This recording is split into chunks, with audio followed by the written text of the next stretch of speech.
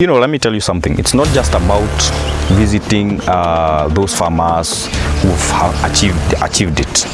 Not just going to the farm and showing fruits, heavy fruits, crunching in the farm.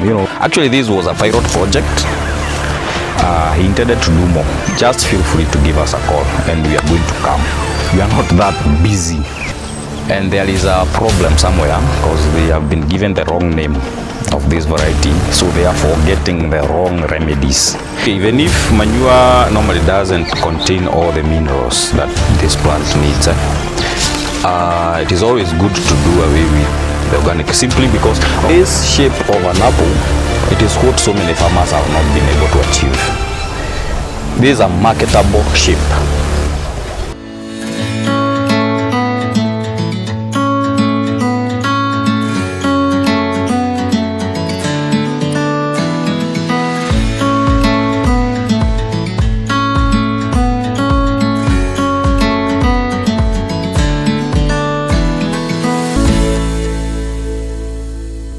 Hello my fellow investors, we are yet again on another episode. This is Charles from Wachamu Green Growers Limited.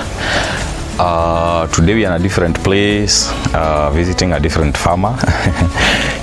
For so long we've been visiting large-scale farmers, but today we just visited one who just needs a few seedlings or a few plants for domestic use. We are at a place called Kiambu County, Ruiru Sub-County, Mugutha, I think, Mugutha location, if I'm not wrong. So we visited this farmer who've been doing these apples, doing in a very small portion of land.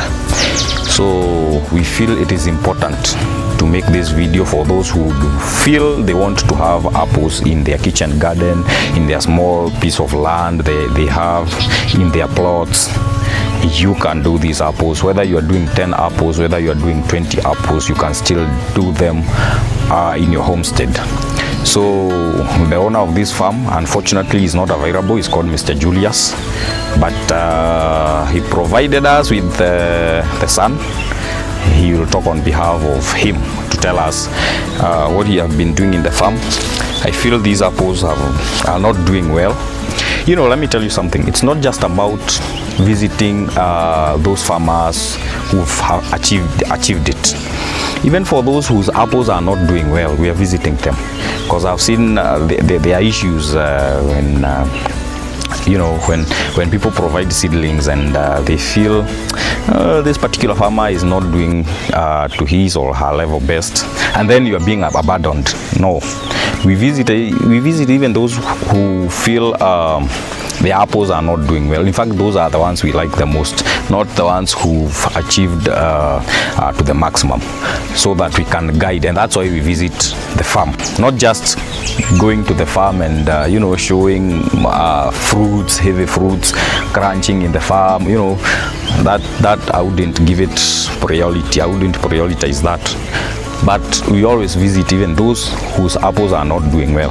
Okay, to Mr. Julius, the apples, I don't feel they are doing to their maximum, although they are still young.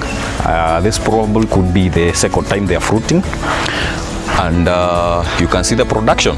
Although I think they have harvested, because I wouldn't expect this to be what they have, the plant have achieved fully. Maybe probably they have harvested, but we will hear from the ground perspective.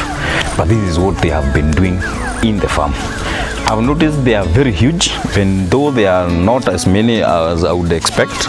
But the few fruits that are there, they are very huge. Actually, I would say 3 or 4 would weigh a kilo. So this is so encouraging, and I would even encourage him to do more. Actually, this was a pilot project. He intended to do more, so he tried with a few, and he has actually planted them in phases. There are those we like, these ones are old, and you also notice there are others that are very short. Those ones we planted them later. after he realized that the ones we had brought the first time, they are doing well. So that's why I decided to come on the ground to see what he's doing. Don't feel limited even if you have 10 apples or 20 apples. We can come and do something to them. We not only visit the farmers who have acreage, you know, acreage of apples. Even for those who have a kitchen garden, you know, so just feel free. So this is what Mr. Julius have achieved, and I would say the results are amazing. So there's only just a small thing we need to do to them, and you like it. He will like it also. So we'll do this video, and again after giving the remedies, we will also shoot another video to show how these apples have done after now using our remedies, you know, using our remedies, and after how long. Okay, so we also visit the farm and see what the farmer is doing. Actually, I realized he's doing an overhead irrigation.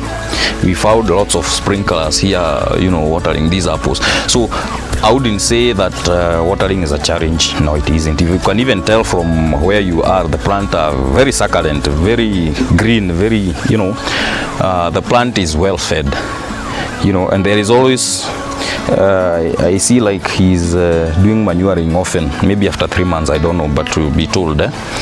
Yeah, so this is what he's doing. I also provided him with a golden dosette. You'll be shown the golden dosette. It is in the farm, producing heavily. I told you they fruit at the same time, and they help in pollination. So this variety require a variety called the golden dosette. This is Anna, you know, and it will require a golden dosette for pollination. So when these ones are flowering, even the golden dosette will flower at the same time for pollination purposes. Because people have been arguing, no, my apples are dropping all the flowers. Like when I produce like 100% flowers, I'm only getting 20 or 30% of, you know, out of the flowers that were produced. That should not be the case. So once you intercrop with the right variety, and you also need to do research on that. I try to do research on your behalf. So golden dosette will work so well on you. So let's work with what is available. We have the seedlings with us, so just feel free to get the golden dosette from us, and we are going to deliver them. So that you do away with the flowering abortion, you know, premature ripening of fruits. They normally drop down after, you know. Yeah, so to prevent that, also once you pollinate, you are going to add this fruit shelf life. You maybe for those who've been doing them, they will realize that after you have, you know, harvested them, after 3 days, 3 days, those apples have started being spongy. The crunchiness that was in, the texture that was in those apples now start going down. Also shelf life will start going down, you know. Also the shape, you'll be able to manipulate the shape of this variety. People believe they have a shape of a capsicum. No, ideally that's not the same, the way it should be. They should have a round shape like the ones we import from South Africa. It's only that your apples don't have pollinators. They are going to manipulate that shape. Also the texture of that fruit, they will be more crunchier than what you are getting. Otherwise the sponginess will be a history. Also the sweetness. Once you pollinate with the right variety of this Anna, the taste will change. There will be a lot of sweetness in that fruit. So shape, in fact these ones have a better shape than most of the farmers who have this variety. And there is a problem somewhere because they have been given the wrong name of this variety, so they are getting the wrong remedies. This is one of the varieties that has been given names, you know. So you'll be searching with a name that you know, or only to find out that you are not getting the right information that you should have. So it's good you have the right name. This variety's name is Anna, so that whenever you're doing research, you'll be able to get remedies for Anna. So those are the names you are being given.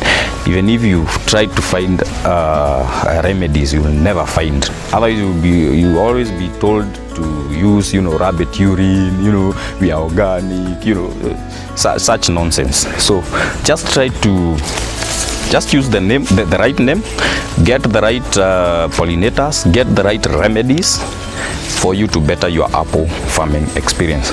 So from here, I want us to join Mr. James. James is the son to Mr. Julius, and he will take us, on a quick tour on how they have been able to get to this point, and how do they feel? Is it important to add more, or what's the experience so far? So let's join Mr. James. So thank you. Follow me.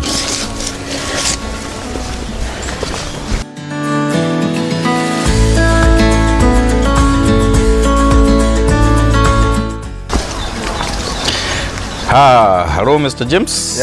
Vipi? Poa. Kwa salama? Thank you. So we visited this farm with one aim, to see what you're doing. I don't know whether you are the one who is on the ground or is daddy. I don't know. So you'll tell us. We came here on an aim to know what you're doing in the farm, how the experience is, and maybe to erase the perception that people had that apples cannot do in such a hot climate. Ruiru is a bit hot, I know. So I want you just to tell us what you have done to achieve such sizes, huge sizes like this one, and the experiences that you have on the ground. How often do you manure? How often do you water? Yes. My name is James, son of Julius Mbogwa. Okay. As you can see, we are not much equitable farmer.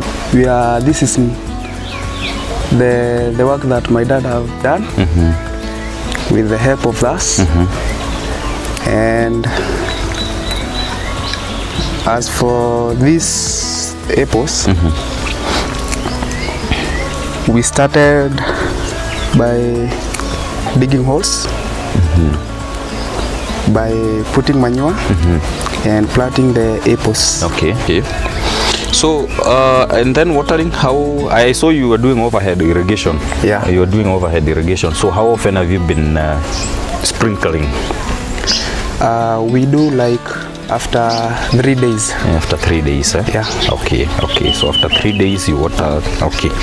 So the other thing I would say, have you been spraying anything? Maybe?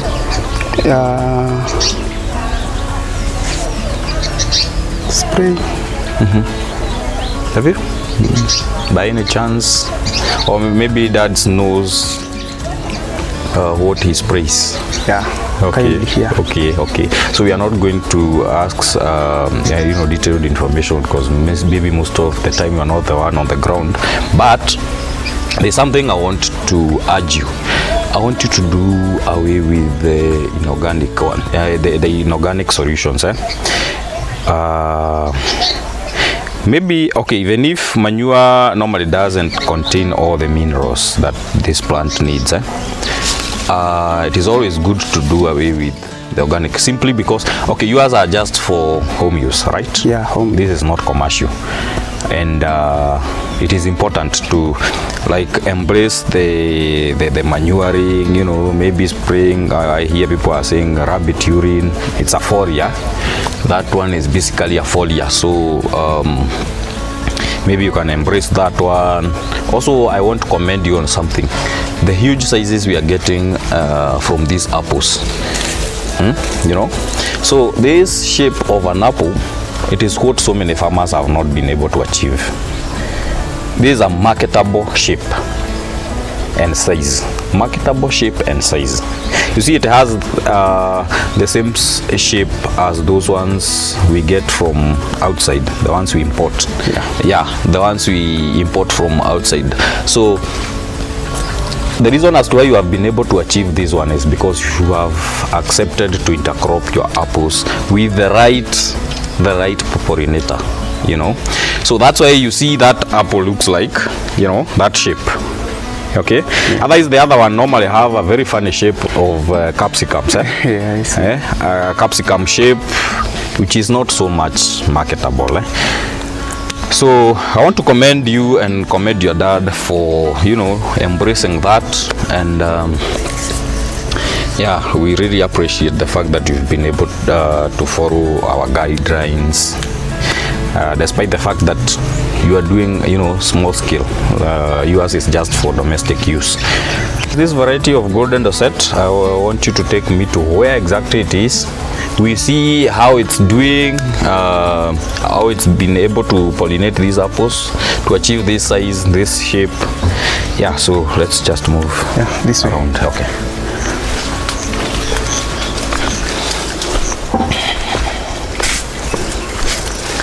And here we are.